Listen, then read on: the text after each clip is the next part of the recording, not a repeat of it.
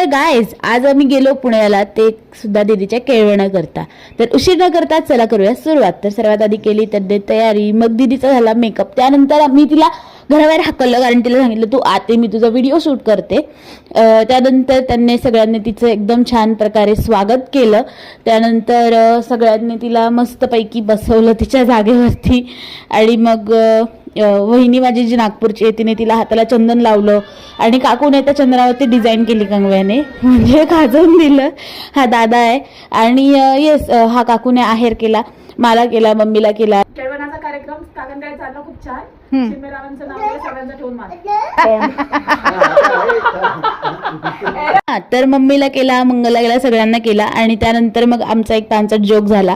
त्यानंतर सगळ्यांनी त्यांच्या हाताने खाऊ घालून मग आम्ही पटापट आवरून निघालो दुसऱ्या मामाकडे जायला. आणि व्हिडिओ आवडला असेल तर लाईक शेअर